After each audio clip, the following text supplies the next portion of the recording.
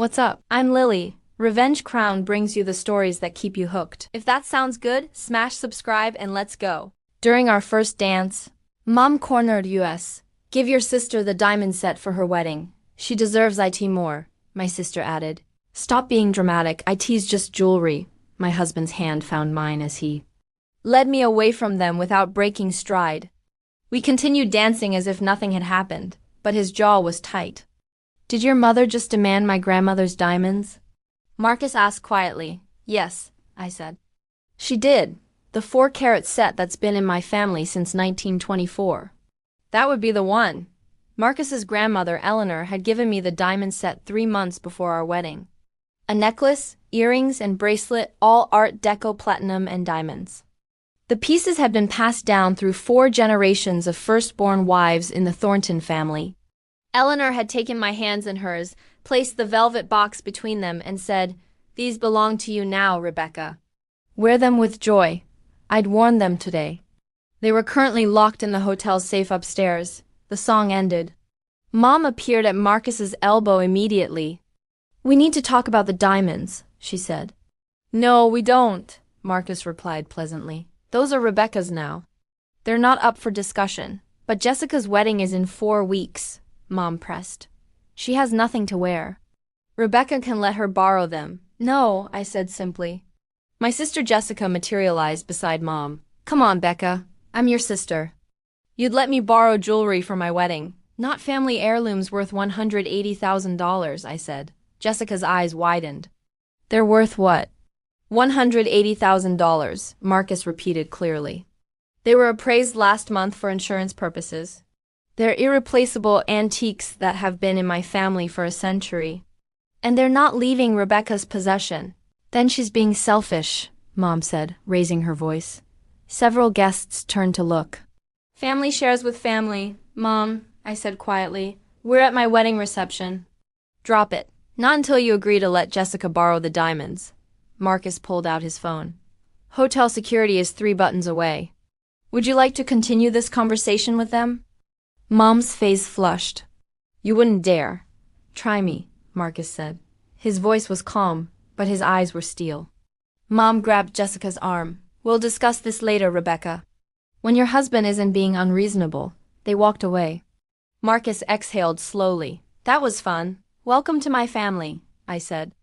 I knew what I was signing up for, he replied. But I'm calling my mother. She needs to know about this immediately. We called Eleanor from the bridal suite at 10:47 p.m. She was 83, sharp as ever, and deeply unimpressed by what she heard. Your mother tried to commandeer the family diamonds for your sister? Eleanor's voice crackled through the phone speaker. During our first dance, I confirmed. Bold, Eleanor said. Stupid, but bold. Marcus, I assume you have the pieces secured. Hotel safe? Top floor? Code locked? Marcus said. I'm having them transferred to our bank's safety deposit box tomorrow morning before we leave for the honeymoon. Good boy, Eleanor said. Rebecca, dear, I'm sorry your mother is behaving this way. But those diamonds are yours now. They were given to you freely and legally. Your sister has no claim to them. She says it's just borrowing, I said. Nothing is just borrowing with diamonds worth 6 figures, Eleanor replied tartly.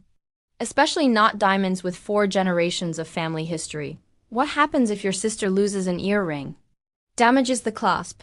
Decides she deserves to keep them. She wouldn't, I started, then stopped. Would she? Jessica had borrowed my cashmere coat 3 years ago and returned it with wine stains. She'd borrowed my car and returned it with an empty gas tank and a dent. She'd borrowed $2,000 for rent and I'd never seen it again. Yes, I said quietly. She absolutely would. Then you have your answer, Eleanor said. Guard those pieces, Rebecca. They're part of your heritage now. Part of what you'll pass to your own daughter someday. After we hung up, Marcus and I sat in silence for a moment. Your grandmother is terrifying in the best way, I said finally. She's had a lot of practice protecting family assets, Marcus said. She didn't build a textile empire by being soft. I leaned against his shoulder. My family is going to make this ugly. Let them, Marcus said. The diamonds are legally yours. They were a gift. Your mother and sister have exactly 0 rights to them. That won't stop them from trying. No, Marcus agreed. But it will stop them from succeeding. We left for our honeymoon in Greece the next morning. The diamonds went into the bank vault before we headed to the airport. Eleanor had her attorney send us confirmation paperwork. My phone started ringing before we boarded. Mom called 6 times. Jessica called 4 times. I turned my phone off. When we landed in Athens 14 hours later, I had 47 text messages. Mom, you can't ignore this forever. Jessica needs those diamonds. Jessica, I can't believe you're being this selfish over jewelry. Mom, I raised you better than this. Jessica, everyone thinks you're being ridiculous. Mom, call me immediately, and so on. I deleted them all and blocked both numbers for the duration of the honeymoon. No. For 12 days, Marcus and I explored Athens, sailed around Santorini, and ate our weight in spanakopita. We didn't discuss my family once. It was blissful. We returned home on a Wednesday. By Thursday afternoon, Mom and Jessica were on my doorstep. I saw them through the security camera Marcus had installed the week before the wedding. I pressed the intercom button. We're not doing this, I said. Open the door, Rebecca, Mom demanded. No. I'm your mother, and I'm an adult with boundaries, I said. If you want to have a calm conversation, we can meet for coffee next week. But you're not coming into my home to harass me about jewelry. Just let Jessica borrow the diamonds, Mom said, her voice taking on that wheedling tone I knew too well. It's her wedding. She deserves to feel special. She can feel special in her own jewelry, I said. The diamonds are mine. They're not available for borrowing. Jessica pressed her face close to the camera. You're really going to ruin my wedding over this? I'm not ruining anything, I said. You have a wedding dress, a venue, a caterer, a groom. You'll be fine without diamonds that don't belong to you. But they're so perfect, Jessica whined. My dress is vintage inspired, and those Art Deco pieces would be perfect with it. Then buy your own Art Deco pieces, I said. Do you have any idea what those cost? Mom interjected. Yes, I said. Which is why I am not lending irreplaceable heirlooms to someone who has returned every borrowed item, damaged or not at all. Silence. Then Jessica's voice, cold. You're bringing up ancient history. Your ancient history is 3 months old, I said. You borrowed my Burberry coat in February. It came back with wine stains. That was an accident. So will losing a diamond earring be an accident? I said. The answer is no. It will always be no. Stop asking. I released the intercom button. They stayed on the stoop for another 6 minutes, ringing the bell repeatedly. I ignored them. Eventually, they left. Marcus came home from work to find me stress baking. They came by? Yep. Did you let them in? Nope. Good, he said, kissing my forehead. We need to talk to my attorney tomorrow. Marcus's family attorney was a woman named Patricia Mendez. She'd handled the Thornton family affairs for 20 years. She listened to our story, made notes, and nodded. This is straightforward, she said. The diamonds were a gift. They're your separate property, Rebecca. Your mother and sister have no legal claim. However, I recommend we take some precautions. What kind of precautions? I asked. First, we'll send a formal cease and desist letter to both your mother and sister. It will clearly state that the diamonds are your property, that no borrowing will occur, and that continued harassment could result in legal action. That seems harsh, I said. It's necessary, Patricia said firmly. Right now they think they can pressure you into compliance. We need to make it crystal clear that won't work. Second, I'll prepare documentation proving the gift. Eleanor's written statement, the appraisal, photos of you wearing the pieces at the wedding. Everything that establishes ownership. Why do we need proof? Marcus asked. Grandma gave them to Rebecca. That's that. Because your mother-in-law seems like the type to claim the diamonds were just being kept safe by Rebecca or were borrowed for the wedding with an understanding they'd be passed along to Jessica, Patricia said. We're closing every loophole before she finds it. She was right. That was exactly something Mom would try. The cease and desist letters went out that Friday. Mom called 23 times that weekend. I didn't answer. On Monday, she showed up at my workplace. I was a graphic designer at a small firm downtown. Mom walked into the office at 2:15 p.m. and demanded to see me. My boss Karen came to my desk. There's someone here for you. Says she's your mother. She seems upset. I closed my laptop. I'll handle it. Mom was in the reception area, arms crossed, face red. We need to talk. Not here, I said quietly. This is my workplace. Then talk to me at home.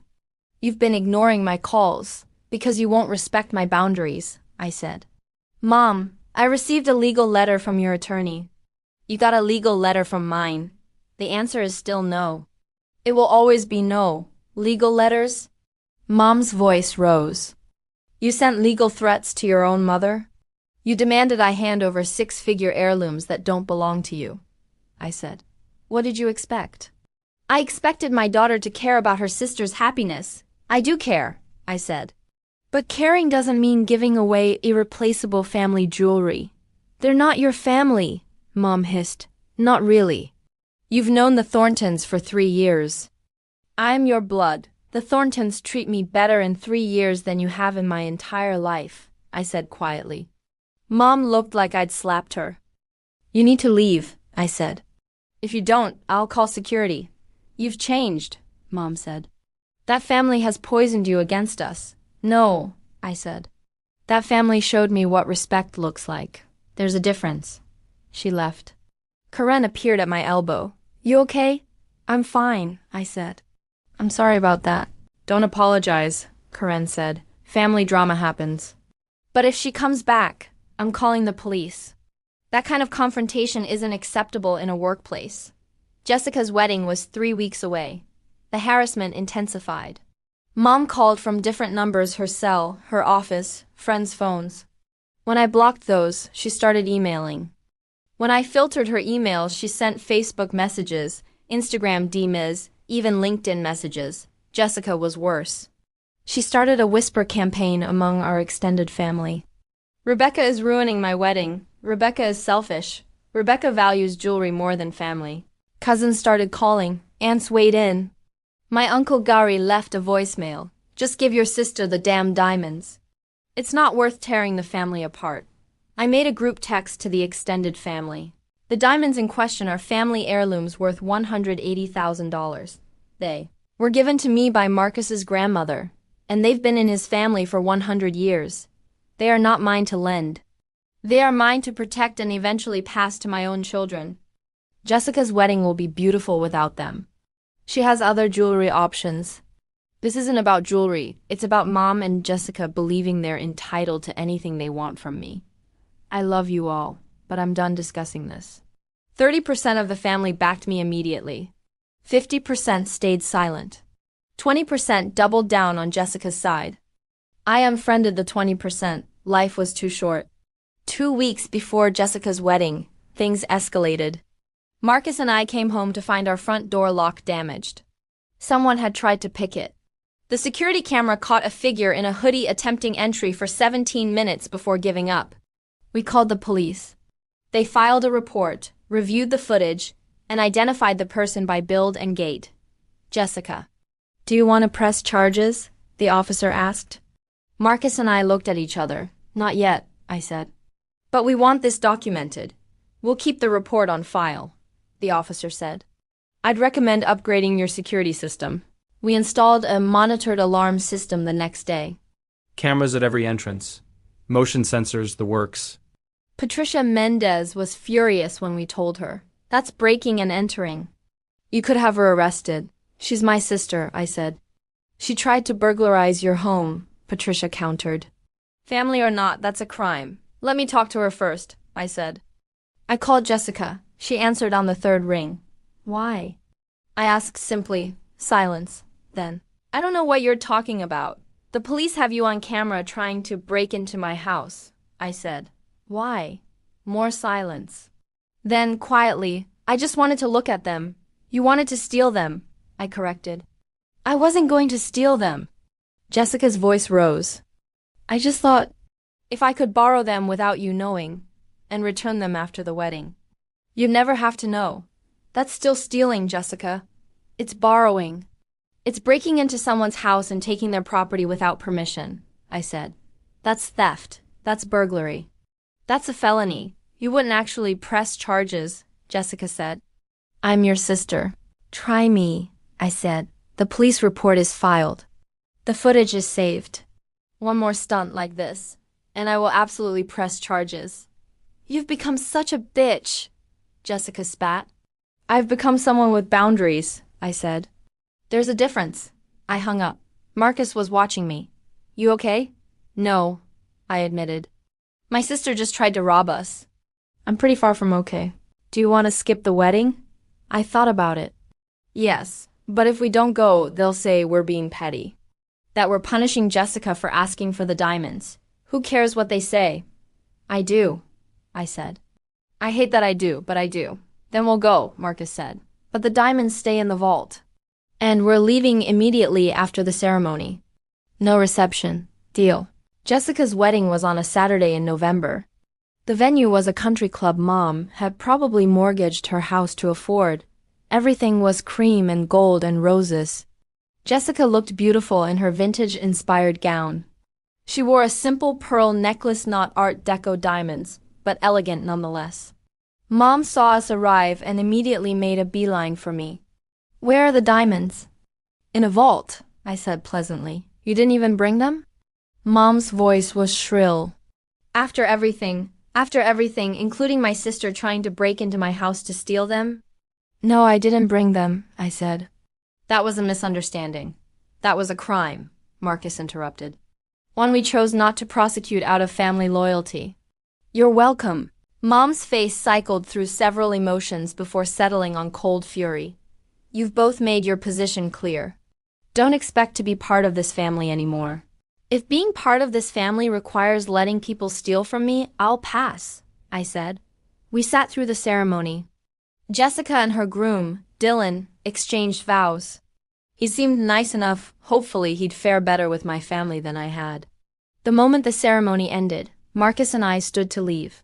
Jessica intercepted us in the aisle. You're not staying for the reception? No, I said. Because of the diamonds? Her voice was accusing. Because you tried to burglarize my home, I said quietly. Because Mom has spent 6 weeks harassing me. Because neither of you can respect a simple boundary. I came to your wedding, Jessica. That's more than you deserved. I'm your sister, and you tried to rob me, I said. Congratulations on your marriage. I hope Dylan knows what he's getting into. We left. The fallback was predictable. Social media posts about how I ruined Jessica's wedding by leaving early. Family members calling to berate me. Mom sending emails about what a disappointment I was. I blocked them all. Marcus's family, in contrast, rallied around us. Eleanor sent flowers with a note. Family treasures are worth protecting. So are your boundaries. Proud of you both. Marcus's parents took us to dinner. His mother, Caroline, said simply, "You handled an impossible situation with grace." That's all anyone can ask. 6 months passed. The harassment slowed, then stopped. Mom and Jessica presumably moved on to other dramas. Marcus and I moved into a house with a state-of-the-art security system. The diamonds lived in a safety deposit box brought out only for special occasions. I wore them to Marcus's company gala, to Eleanor's 84th birthday party, to my own birthday dinner with friends. Each time I put them on, I thought about the 4 generations of women who'd worn them before me. Women who'd been strong, independent, and unafraid to protect what mattered. I thought about Eleanor placing them in my hands and telling me they were mine now. I thought about Marcus standing beside me at our wedding, ready to call security on my mother without hesitation. And I thought about the boundary I'd held, firm and unwavering despite months of pressure. The diamonds were beautiful, but the boundary was priceless. A year after my wedding, Jessica called. I almost didn't answer, but curiosity won. What do you want? I asked. I wanted to apologize, she said. I waited. I've been in therapy, Jessica continued. Talking about everything. Mom, you, the family dynamics. I'm starting to see how messed up some of it was. Some of it? Okay, a lot of it, she admitted. The diamonds thing was insane. I see that now. You were right to protect them. And I'm sorry I tried to break in. That was crazy. Yes, I said. I don't expect you to forgive me, Jessica said. But I wanted you to know I'm working on it. On being better. on not treating you like an ATM or a resource. I appreciate that, I said carefully. Are you open to maybe having coffee sometime? Jessica asked. No drama, no demands. Just sisters talking? I thought about it. Maybe. But Jessica, if you cross a boundary again, any boundary, we're done. Permanently. I understand, she said. That's fair. We met for coffee 2 weeks later. It was awkward but not hostile. Jessica had indeed been in therapy and was working on herself. Whether she'd actually changed remained to be seen. But for the first time in my life, I wasn't responsible for fixing her. I wasn't responsible for managing her emotions or funding her choices or sacrificing my peace for hers. The diamonds sat in their vault, safe and protected. And I sat across from my sister, boundaries intact, finally learning what it meant to be family without being consumed by it.